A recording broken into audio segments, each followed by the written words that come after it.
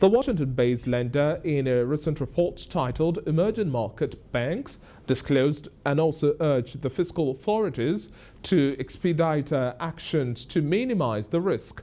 According to the IMF, the pandemic has increased the amount of government debt emerging market banks are holding, which could also increase the pressure on public sector finances and threaten financial stability in the process. The report also shows that governments around the world have spent aggressively to help households and employers to weather the economic impact of the COVID-19 pandemic, but public debt has mounted as governments have issued bonds to cover their budget deficits. The IMF also disclosed that the large holding of sovereign debt could expose banks to losses if government finances come under pressure, and the market value of government debt declines, which could also force banks, especially those with less capital, to reduce their lending to companies and households, weighing on economic activities.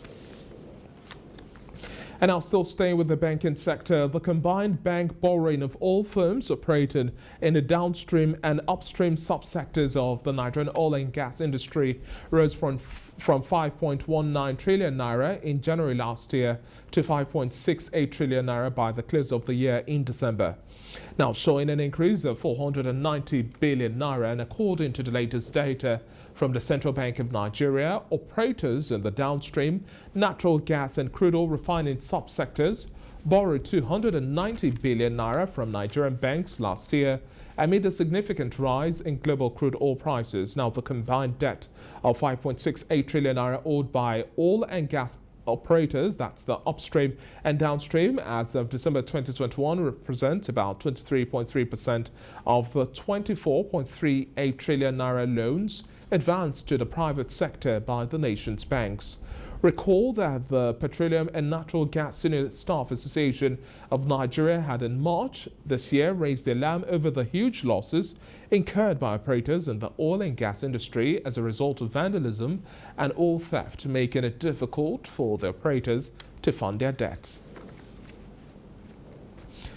And away from that report now, despite the increase in global oil prices for the third consecutive month, Nigeria's earnings from crude oil plunged by about $75.9 billion, naira, in February this year and also the month of March. According to the latest data from the April 2022 monthly oil market report of the Organization of Petroleum Exporting Countries, this shows that while oil prices had been on the increase since January this year, Nigeria's crude oil production has been on the decrease. The report also shows that the North Sea dated benchmark gained more than $20 per barrel on a monthly average, with the West Texas Intermediate crude also gaining about $17 per barrel on the back of escalating geopolitical tensions in Eastern Europe and concerns that this might result in large oil supply shortages amid trade dislocations. However, despite the rise in global crude oil prices, Nigeria's earnings from the sale of the commodity have been dropping due to the monthly plunge in its oil production. This indicates a daily plunge of 35,000 barrels and translates to at least a loss of 980,000 barrels of crude oil in the month of February. And now, shifting focus to the international front, Asian shares traded cautiously today, with China's economic slowdown from COVID-19 lockdowns and the prospect of aggressive Federal Reserve monetary policy tightening keeping markets on edge. Investors are also bracing for a barrage of earnings that will also help them assess the impact of the Ukraine war and a spike in inflation on company financials. Netflix, Tesla, and Johnson & Johnson are all to report this week. Moscow has refocused its ground offensive in Ukraine's two eastern provinces, but Ukrainian President Zelensky has vowed to fight on, and European markets are also set as well for a lower open, with the pan-region Eurostock 50 futures losing 0.66%. Germany's DAX futures also falling 0.69%, and London's FTSE futures are dropping as much as 0.01%.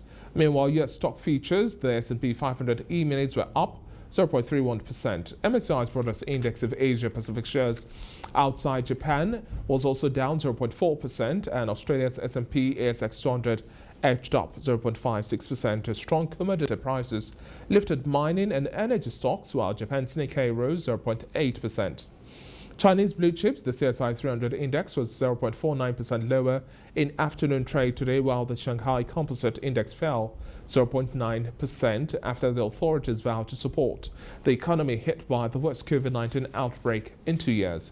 Hong Kong's Hang Seng Index also fell 2.16%, pressured by a slump in tech giants listed in the city amid China's latest regulatory crackdown on the sector. In Australia now, the central bank is nearer to raising interest rates for the first time in more than a decade as inflation accelerates and a tightening labour market nudges wage growth higher. Minutes of its April policy meeting show today. The Reserve Bank of Australia's board saw core inflation lifting above the bank's 2 to 3% target range in the month of March quarter, and more firms are expecting to pass on price rises to consumers. Wage growth was still lagging but likely to pick up as the unemployment rate fell at about 4% and below. And these developments have brought forward the likely timing of the first increase in interest rates, the minute showed. Now, over coming months, important additional evidence will be available on both inflation and the evolution of labor cost, and data for consumer prices are due on the 26th of this month, and analysts suspect it will show core inflation jumped by about 1% or more in the first quarter to lift the annual pace to at least 3.2%. That would be the first time core inflation topped the bank's 2 to 3% target band since early 2010, making it harder to justify retaining rates at emergency lows of about 0.1%. And now the Biden administration will offer oil and gas companies drilling rights and federal acreage in at least 8 states in the month of June, according to sale notices published early on Monday. The announcement comes days after the U.S. Department of Interior said it would also resume oil and gas lease sales on public lands, a move that clashes with the pledge President Joe Biden made while campaigning for the White House. President Biden paused drilling auctions shortly after taking office just last year, citing the need to study the program's value to taxpayers and impact on climate change. Last June, however, a federal judge ordered the lease sales to resume following a challenge from Republican-led states.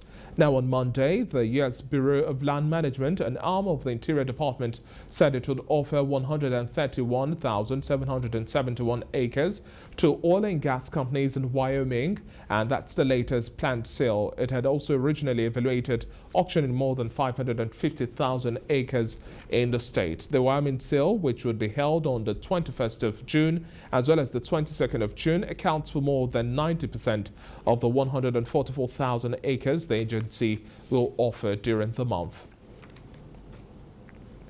And wrapping up business news now, oil prices on the international market rose today as investors fretted over tight global supply after Libya was forced to halt some exports and as factories in Shanghai prepare to reopen post a COVID-19 shutdown, easing some demand worries. US West Texas Intermediate crude recorded a price dip of 0.55% to hit $107.60 per barrel.